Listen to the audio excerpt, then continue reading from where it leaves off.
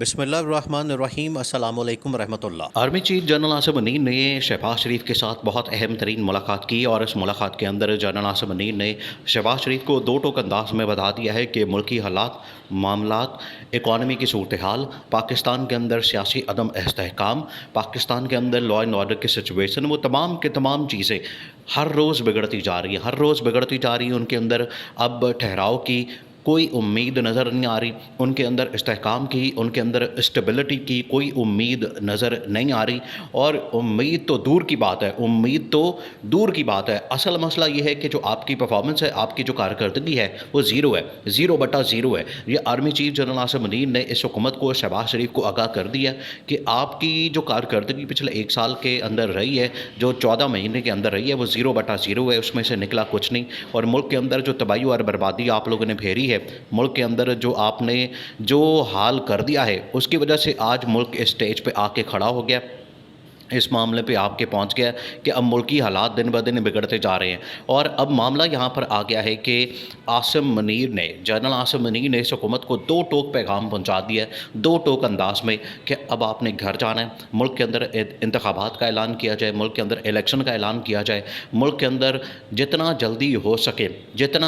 سکے آپ استعفیٰ دیں، گھر جائیں، اسمبلیاں ریزالو کریں، تاکہ ملک میں انتخابات ہو سکیں، اور جو بھی حکومت آتی ہے ہماری بلا سے ہے، ہمارے سر سے ہے کہ کون سی حکومت آتی ہے، ہمیں اس کی کوئی پرواہ نہیں، ہمیں اس کی کوئی فکر نہیں، ہم اس میں کوئی نہیں دخل اندازی کرنا چاہتے کہ کون سی حکومت آتی ہے۔ ہمیں صرف اس چیز سے مطلب ہے کہ پاکستان کے اندر پولیٹیکل سٹیبلٹی آنی چاہیے۔ پاکستان کے اندر پولیٹیکل سٹیبلٹی ہوگی تو اس کے بعد جو اکنامک سٹیبلٹی ہے وہ آنی ہے۔ دیکھیں، عمران خان نے یہ چیز بہت عرصہ پہلے خبردار کر دی تھی، اس بارے میں بتا دیا تھا، عوام کو بھی آگاہ کر دیا تھا، اور اسٹیبلشمنٹ کو بھی بتا دیا تھا کہ اگر آپ نے اسی طرح سے ملکی حالات چلانے کی کوشش کی، عمران خان نے یہ بتا دیا تھا کہ میری حکومت کے خلاف سازش کی جا رہی ہے، اور اگر میری حکومت کے خلاف یہ سازش کامیاب ہو جاتی ہے، اگر یہ سازش اس سٹیج پہ پہنچ جاتی ہے کہ میری حکومت کا دھڑن تختہ کر دیا جاتا ہے، میری حکومت کو گھر بھیج دیا جاتا ہے، تو اس کے بعد پاکستان میں آپ کے پولیٹیکل سٹیبلٹی نہیں رہنی ہے۔ پاکستان میں پولیٹیکل سٹیبلٹی نہ ہونے کی وجہ سے جو اکنامک انسٹیبلٹی ہے، عدم استحکام ہے، وہ آنا ہے، اور اس کی وجہ سے تباہی اور بربادی پاکستان کے اندر دندناتی ہوئی، سڑکوں کے اوپر ناچتی ہوئی آپ کو نظر آنی، اور آج یہی حال ہے۔ ملک کے اندر مہنگائی، ملک کے اندر بے روزگاری، مہنگائی کا آپ حساب لگا لیں کہ پاکستان کے اندر پچھلے 50 سال میں اتنی مہنگائی نہیں ہوئی جو آج انفلیشن ریٹ، جو مہنگائی کی شرح ہے، وہ 40% پہ پہنچ چکی ہے، 40% پہ۔ اس کا مطلب ہے کہ پاکستان کے پچھلے 75 سالوں میں آج تک کبھی اتنی مہنگائی نہیں ہوئی جو آج ہو چکی ہے، اور اس کی وجہ ہے اس حکومت کی ناکام کارکردگی، اس حکومت کی بدترین کارکردگی، اس حکومت کی شدید ترین خراب کارکردگی، اور یہ حالت ہو گئی ہے ملک کے اندر۔ اب اس کی جو مہنگائی کی شرح ہے وہ 40% پہ پہنچ چکی ہے۔ اور دوسری اگر بات کریں پاکستان کے اندر بے روزگاری کی، پھر اس کے بعد ملک چھوڑنے والے لوگوں کی، 10 لاکھ پاکستانی پچھلے 14 مہینے میں 10 لاکھ پاکستانی وہ ملک چھوڑ کے جا چکے ہیں، یعنی کہ ہر مہینے 1 لاکھ پاکستانی ملک چھوڑ کے چلے جاتے ہیں، کیونکہ ملک کے اندر بے روزگاری اتنی زیادہ ہے، آگے ان کو مستقبل نظر نہیں آتا۔ پاکستان کے اندر سرمایہ کاری، انویسٹمنٹ، ٹریڈ، انڈسٹری، سب کچھ بند ہو چکا ہے۔ یہاں پر جتنی بڑی بڑی کمپنیاں تھیں، سزوکی، ٹویوٹا، جنہوں نے اپنے یہاں پر گاڑیوں کے پلانٹ لگائے ہوئے تھے، وہ سارے کے سارے بند کر کے یہاں سے بھاگ گئے ہیں، یہاں سے فرار ہو گئے ہیں، یہاں سے دوڑ لگا دی انہوں نے۔ اس کی وجہ یہ ہے کہ ان کو اندازہ ہو گیا کہ پاکستان کے اندر اگر ہم لوگ رہے تو پاکستان میں ہمارا بھی کباڑا نکل جائے گا، کیونکہ حکومت نے عوام کا تو کباڑا نکال دیا، حکومت نے عوام کی تو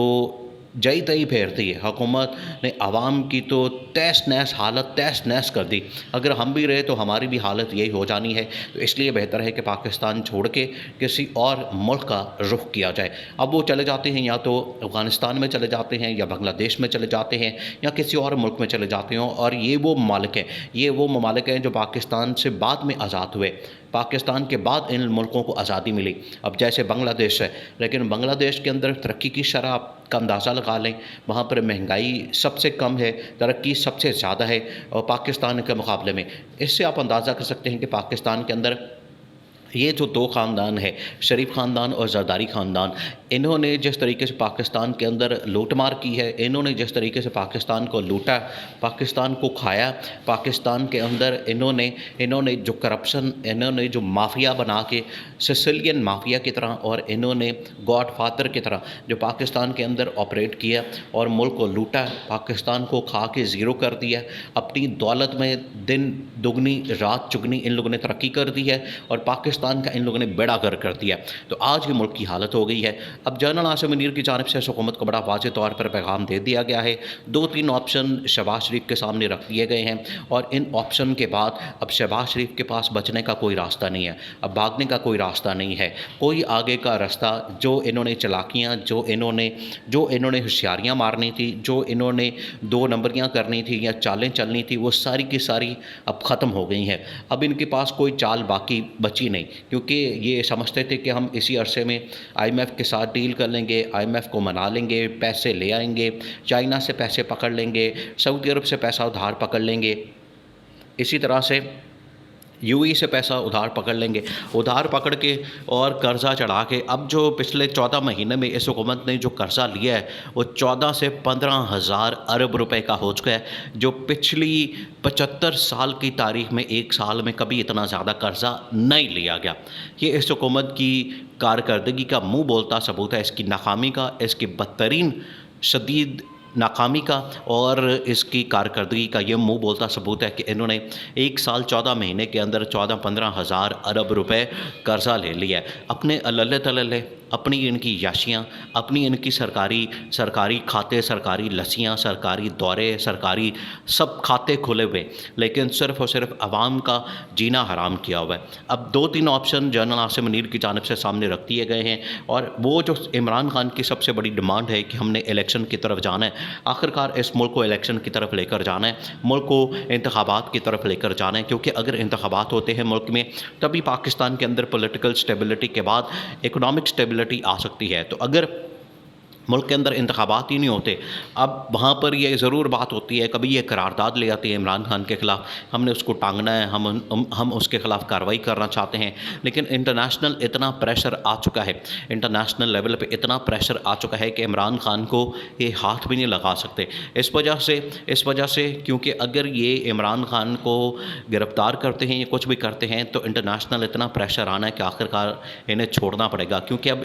اس کی ساری اکنامک جو ڈپینڈنسی ہے، اکنامک جو ان کا انحصار ہے، معیشت کے اعتبار سے جو ان کا انحصار ہے دوسرے ممالک کے اندر، وہ بہت زیادہ بڑھ چکا ہے۔ اس وجہ سے ان کو ان ممالک کی بات ماننی پڑے گی اور ان کی بات مانے بغیر یہ آگے ملک کو نہیں چلا سکتے اگر یہ اسی طرح سے کرتے رہیں گے۔ اس وجہ سے جنرل عاصم منیر نے 2 ٹوک پیغام دے دیا۔